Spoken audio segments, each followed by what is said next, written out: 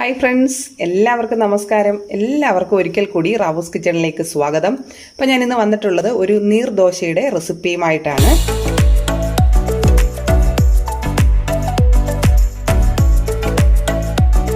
അപ്പോൾ നമുക്ക് അരി അരച്ചിട്ട് ഉടനെ തന്നെ ചെയ്തെടുക്കാൻ പറ്റുന്ന ഒന്നാണ് ഈ നീർദോശ എന്ന് പറയുന്നത്.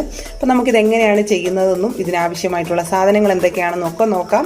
അതിനു മുമ്പ് നിങ്ങൾ ആദ്യമായിട്ടാണ് ഈ ചാനൽ കാണുന്നതെങ്കിൽ ഒന്ന് സബ്സ്ക്രൈബ് ചെയ്യാൻ മറക്കല്ലേ. ഒപ്പം അടുത്തുള്ള ബെൽ ബട്ടൺ കൂടി ഒന്ന് ക്ലിക്ക് ചെയ്യുക. അതിലെ ഓൾ എന്ന ഓപ്ഷൻ ടച്ച് ചെയ്യുക. എങ്കിൽ മാത്രമേ റാവൂസിൻ്റെ സിമ്പിൾ റെസിപ്പീസിൻ്റെയൊക്കെ നോട്ടിഫിക്കേഷൻ നിങ്ങൾക്ക് കൃത്യമായിട്ട് ലഭിക്കുകയുള്ളൂ. അപ്പോൾ ഞാൻ ഈ നീർദോശ തയ്യാറാക്കുന്നതിനായിട്ട് ഇവിടെ 2 കപ്പ് അളവിൽ പച്ചരി കുതിർത്തെടുത്തിട്ടുണ്ട്. ഇപ്പം നിങ്ങൾക്ക് ഒരു 4 മണിക്കൂർ കുറഞ്ഞത് ഇത് കുതിർക്കണം. ഇപ്പോൾ വേണമെങ്കിൽ നമുക്കിത് വൈകിട്ടൊക്കെ കിടക്കുന്നതിന് മുമ്പ് വെള്ളത്തിലിട്ടിട്ട് വെച്ചിട്ടാണെങ്കിൽ നമുക്ക് രാവിലെ എടുത്ത് അരച്ച് എളുപ്പം ചുട്ടെടുക്കാവുന്നതാണ്. അപ്പോൾ എങ്ങനെയായാലും ഒരു 4 മണിക്കൂർ കുറഞ്ഞത് പച്ചരി കുതിർന്നിരിക്കണം. അപ്പോൾ ഞാനിവിടെ 2 കപ്പ് അളവിൽ പച്ചരി കുതിർത്തെടുത്തിട്ടുണ്ട്. ഇനി ഇതിലേക്ക് ചേർക്കാനായിട്ട് പകുതി തേങ്ങ, നമ്മൾ പച്ചരി എടുക്കുന്നതിൻ്റെ പകുതി അളവിൽ തേങ്ങ ചിരികിയത് കൂടി എടുത്തിട്ടുണ്ട്. അപ്പോൾ നമുക്കിനി ഇത് രണ്ടും കൂടെ ചേർത്തിട്ട് നല്ലതുപോലെ മിക്സിയുടെ ജാറിൽ ഒട്ടും തരി ഇല്ലാതെ തന്നെ അരച്ചെടുക്കണം. എങ്കിൽ മാത്രമേ നമ്മൾക്കിതൊരു നല്ല പരുവത്തിന് ഇത് ചുട്ടെടുക്കാൻ പറ്റുകയുള്ളൂ. അപ്പോൾ നമുക്കിത് രണ്ടും കൂടെ ചേർത്തിട്ട് നല്ലതുപോലെ ഒന്ന് മിക്സിയിൽ അരച്ചെടുക്കാം.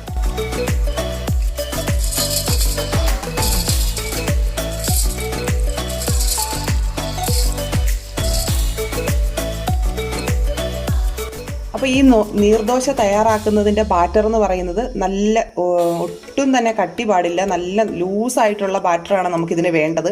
അപ്പോൾ നമുക്ക് തോനെ ഇതിലേക്ക് വെള്ളം ചേർക്കണം. പക്ഷേ ഇപ്പോൾ നമ്മൾ അരയ്ക്കുമ്പം ഒരുപാട് വെള്ളം ഒഴിച്ചിട്ട് അരയ്ക്കേണ്ട. അപ്പോൾ നമുക്ക് നല്ലതായിട്ട് അരഞ്ഞ് കിട്ടത്തില്ല. നമുക്ക് ഫസ്റ്റിലെ കുറച്ച് വെള്ളം ചേർത്തതിന് ശേഷം നല്ലതുപോലെ ഇതൊന്ന് അരച്ചെടുത്തതിന് ശേഷം നമുക്ക് പിന്നീട് ഈ മാവിലേക്ക് ആവശ്യത്തിന് വെള്ളമൊക്കെ ചേർത്തിട്ട് നമുക്ക് പരുവത്തിനുള്ള ലൂസാക്കി എടുക്കാം. അപ്പോൾ നമ്മുടെ തേങ്ങയും അരിയും ഇനി നല്ലതുപോലെ അരച്ചെടുത്തിട്ടുണ്ട്.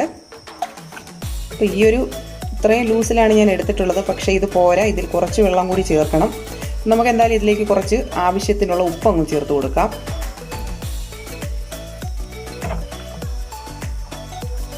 ഉപ്പ് ചേർത്തതിന് ശേഷം നമുക്ക് കുറച്ച് വെള്ളം കൂടി, 1/2 കപ്പ് വെള്ളം കൂടി ഇതിലേക്ക് വീണ്ടും ചേർക്കാം.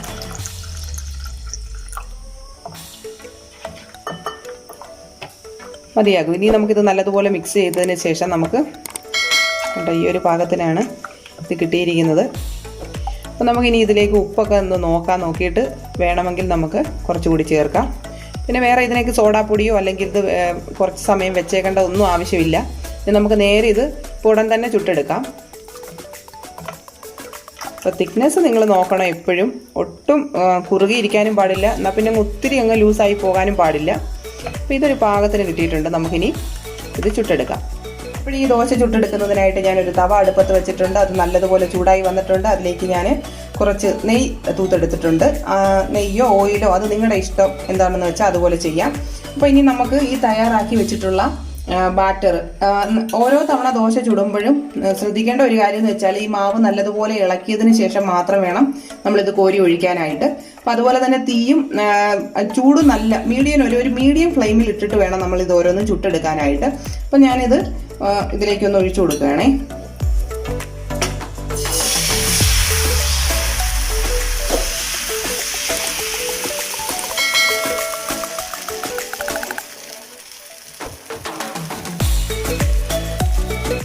ഇതിൻ്റെ സൈഡൊക്കെ അത് ഇങ്ങനെ വിട്ട് വരാൻ തുടങ്ങിയിട്ടുണ്ട്. നമുക്കിനി ഇത് ജസ്റ്റ് ഇങ്ങനെ ഒന്ന് പിടിച്ചിട്ട്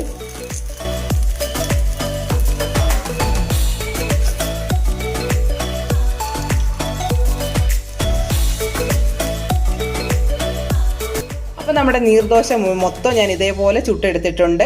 അപ്പോൾ വളരെ ടേസ്റ്റി ആയിട്ട് സിമ്പിളായിട്ട് ചെയ്തെടുക്കാൻ പറ്റുന്ന ഒന്നാണ്.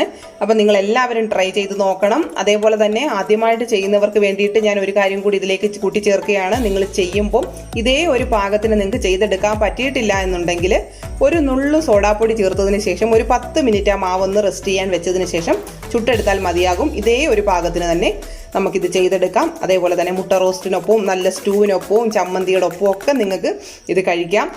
ഇപ്പം ഞാനിവിടെ എടുത്തിട്ടുള്ളത് തേങ്ങാപ്പാലാണ്. തേങ്ങാപ്പാലിൻ്റെ ഒക്കെ ഒപ്പം കഴിക്കാൻ പറ്റിയ ഒരു സൂപ്പർ ടേസ്റ്റി ആയിട്ടുള്ള നീർദോശയാണിത്. നിങ്ങളെല്ലാവരും ഇത് ട്രൈ ചെയ്ത് നോക്കണം. ഇഷ്ടപ്പെട്ടാൽ ലൈക്ക് ചെയ്യാനും ഷെയർ ചെയ്യാനും ഒന്നും മറക്കരുത്.